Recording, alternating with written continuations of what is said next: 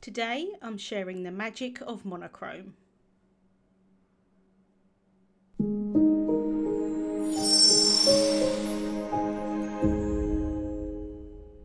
Hello there, Michelle Short here with Terrific Tags with Michelle. I'm here on the Altenew YouTube channel on the first and third Saturday of the month.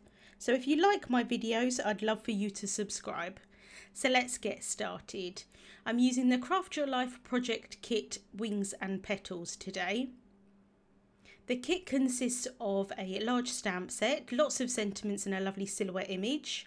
There are the coordinating dies for some of the sentiments and butterflies, and then there's also a 3D embossing folder and coordinating stencils. I'm not using those today, but I did want to just share that they're part of the kit.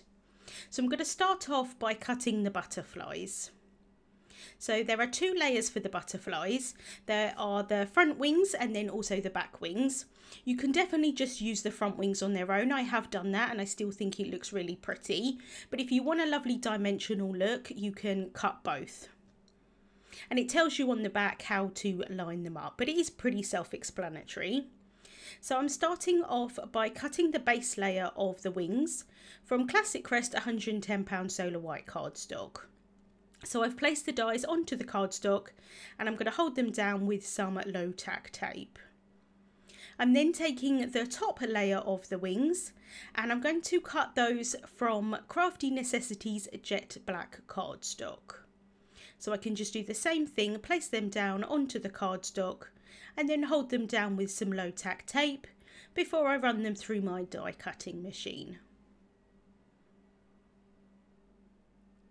I can then pop all of the pieces out. So one of them did pop out of the die and the other one stayed inside of the die. So I'm just going to bring in my perfect picker here so that I can push that through the holes and release the cardstock from the die. And then I'm going to use that perfect picker to pop out all of the pieces from the inside of the wings. Usually I tend to use what I call a pokey tool, which has got a really sharp end, and quite often I end up poking my finger. But I love this tool because it's got a slightly blunt end, and so there's no chance of me causing myself any damage, which is really helpful. So I've just popped all of those pieces out and you can see how they layer up. And then I can just do the same thing here for the other set of wings.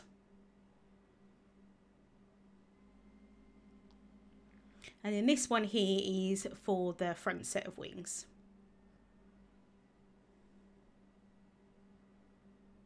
I've then cut one of the larger Terrific Tags dies 4 times from Classic Crest 110 Solar White cardstock. I'm creating 2 tags today. But you could definitely do this technique on a card or scrapbook page or any kind of project you wanted to. So I'm placing my elements that I want to add ink blending to onto my sticky mat. I'm placing them at a slightly strange angle just because that's easier for me to do the ink blending on. For this tag, I'm using the Sweet Dreams Fresh Dye Ink collection. I absolutely love these aqua teal tones. So I'm starting off with a large blending brush and the lightest shade in the collection. I am dabbing off the excess from my brush here. I find that with these brushes you get a really lovely light smooth blend whether you dab off or not, but I have got into the habit generally of dabbing off the excess ink onto something before I bring it to the cardstock, because generally I do find that I get a smoother blend that way. Now the bulk of this lightest shade is going to get covered up, but I am going to make the top of the tag quite a lot lighter than the bottom, so I wanted to have that base layer there. I can now go in with the second lightest shade, which is Aqualicious.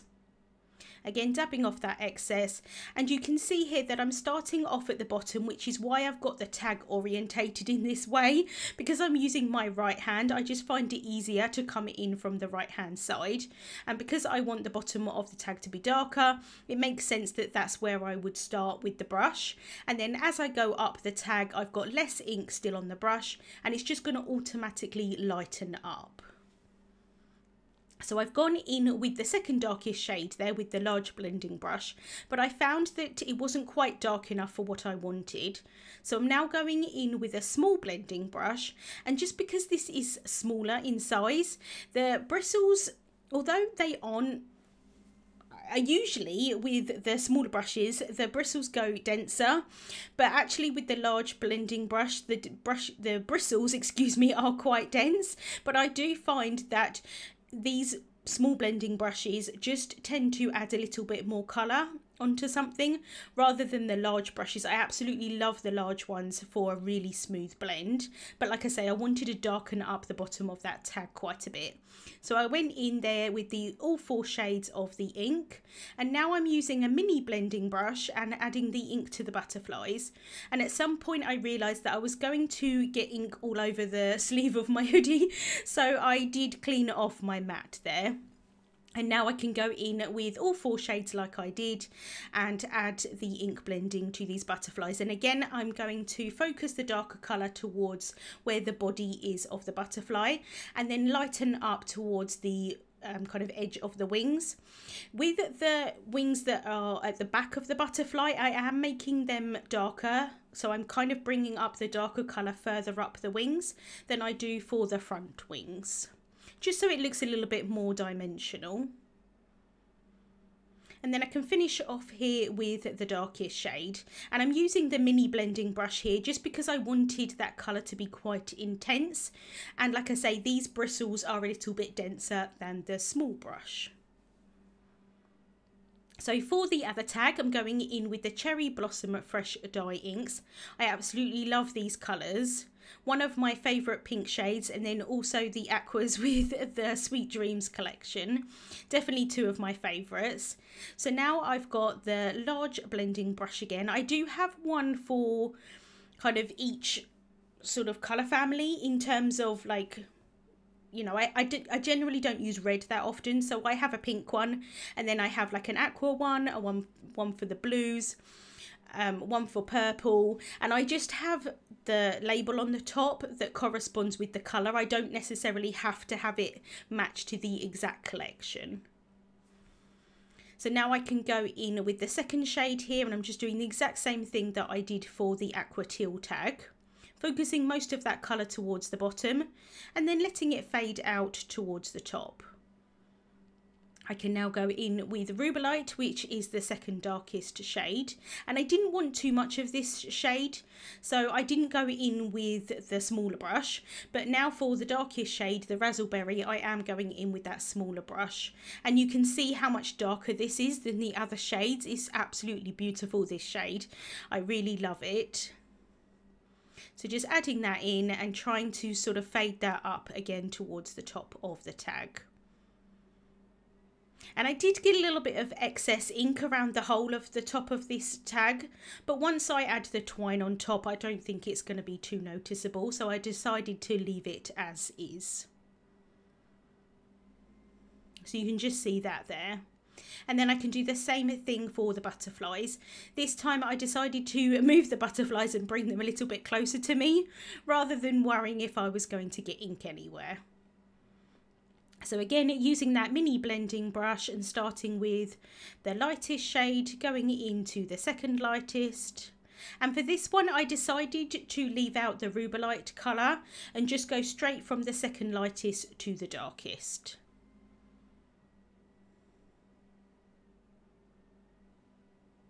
So I can just finish off here with that darkest shade. And again, I'm just making the back wings a little bit darker than the front ones. So then I did set those aside to dry for a little while, and now I can stamp my image onto the tags. So I've got the stamp wheel here, and I'm bringing in one of the center alignment guides. Now I'm not actually using this as intended. I'm purely using it as a guide to where I want to place the tag, because I want the image to be on both tags in the same place. So I'm popping that tag there into the corner of that guide, making sure that that tag is really well stuck down to the sticky mat, and then I can bring in my stamp. So this is the beautiful silhouette image from the Wings and Petals project kit. Just making sure that the bottom of the image is going to overlap the bottom of the tag a little bit, just to make sure that I get a nice impression. I can then bring in the top flip plate of the stamp wheel and then pop that in place to lift up that stamp. Now it is lifting up my sticky mat a little bit. Now the reason for that is not only because my stamp is quite a large stamp, and photopolymer against photopolymer is just going to stick to each other, but because I've got this slim grip mat underneath this sticky mat there, you can see that's the one with the grid lines on, it does mean that my sticky mat is not actually kind of stuck down to my base, and that just means it's pulling up a little bit more than it would do ordinarily, even with a large stamp. So I was okay with it, it was fine. It just meant that I had to be more careful as I lifted up that top plate. So now I can ink up my image using Obsidian pigment ink. I think this is my favourite black ink ever. I absolutely love it. It gives such beautiful crisp dark lines. So just inking up that image really well. Then I can flip over the plate and stamp that down onto my tag.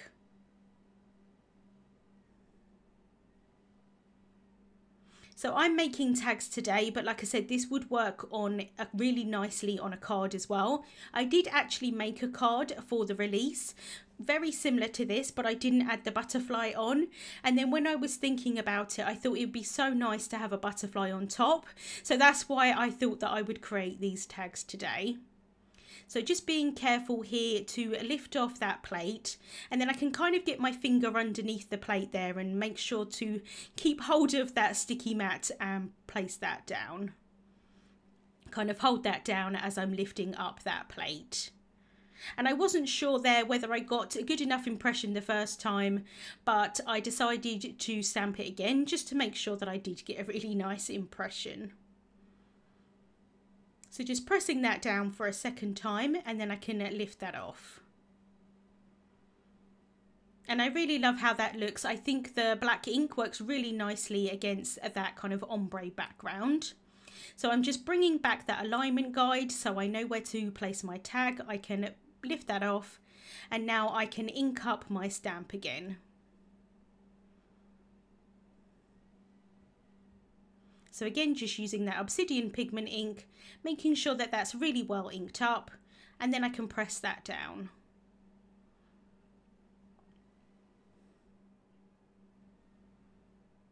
And I did pretty much get a really good impression. Sorry about my head there getting in the way. I just wanted to check, but in the end, again, I decided just to double stamp it.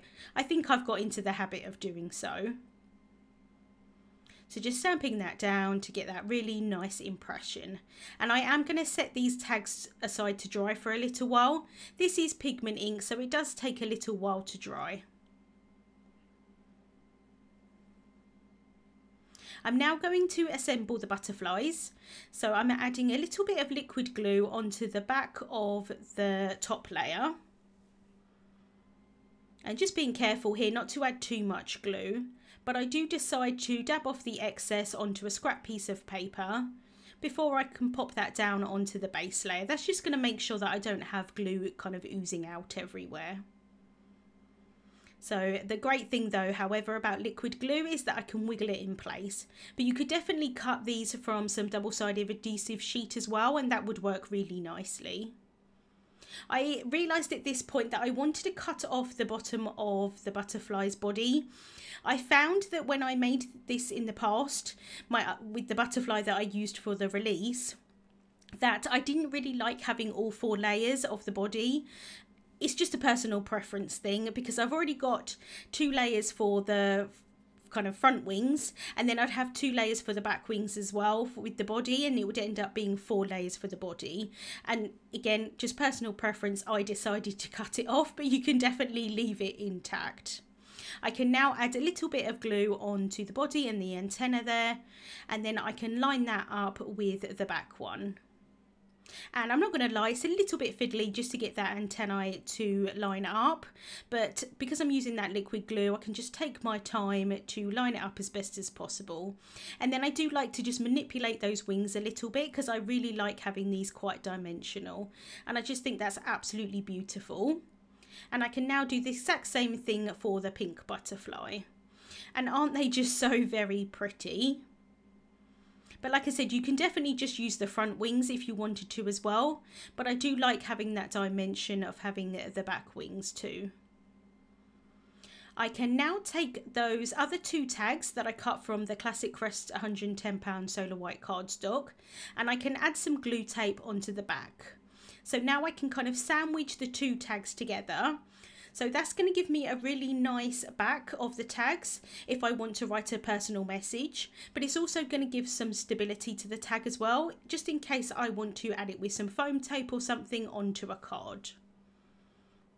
So just lining those 2 up as best as possible, and I wasn't 100% certain if the ink was dry at this point, so I'm just bringing in a piece of scrap paper just to press those down. I don't want to accidentally get my fingerprints in it or something like that. I can then add some twine through the top of the tags. So I kind of fold it in half, pop it through the hole there, secure it in place at the front, and then I can tie that in a bow. And it does take me a little while sometimes just to fiddle with the bows to get them the size that I want. And then once I'm happy, I can cut those tails down with some scissors. And I'm just going to do the exact same thing for the pink tag. I have then stamped and heat embossed a sentiment from the Wings and Petals stamp set, and I'm taking the Featured Sentiments die set, and I'm going to cut the sentiment out into a strip. So I've placed that over the top, and then I've held that down with some low tack tape and run that through my die cutting machine. I absolutely love the shape of these sentiment strips. They've got rounded corners, but unfortunately it was just a little bit big for my sentiment. I could have done some partial die cutting, but I was being a bit lazy, so I decided just to cut the 2 ends off with my mini guillotine. I can now add some instant dimension foam tape onto the back of the sentiments.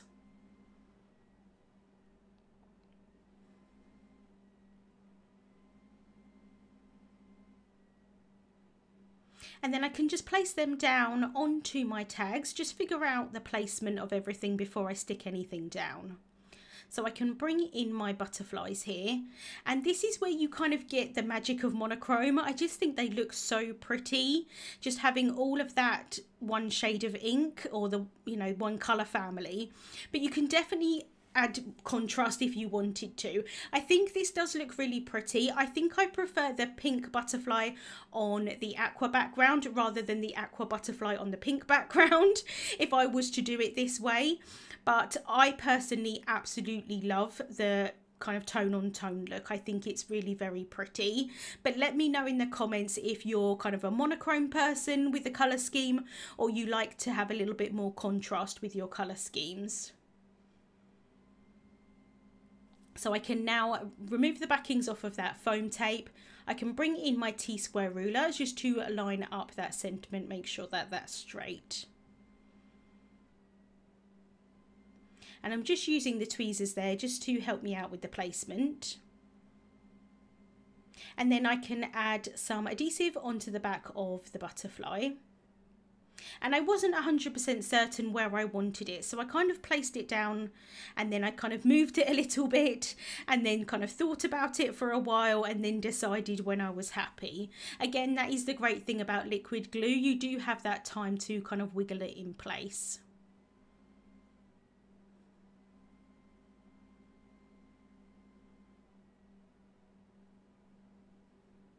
So I can do the same thing here for the pink butterfly.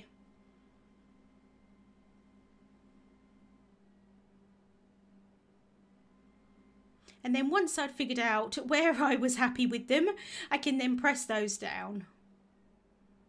And I really love having that dimension between the wings, but you could definitely add some foam tape in between, or you could absolutely just lay them down completely flat if you wanted to as well. I just quite like having the dimension on an otherwise fairly flat tag. So that is the tags finished for today. You can see like their wings just flap a little bit. I just absolutely love how they look on the kind of ombre background. Like I say, I really love that monochrome look. Links to the products that I used will be listed in the description bar on YouTube and also over on the Altenew blog. Thank you so much for watching, and I hope you have a wonderful day. Hey there, Lydia here. I really do hope that you've just enjoyed the video. If so, please subscribe to the Altenew YouTube channel. Also, turn on the notification bell so you can get your daily dose of crafty techniques and tutorials just like this. Thank you so much for watching. Bye-bye.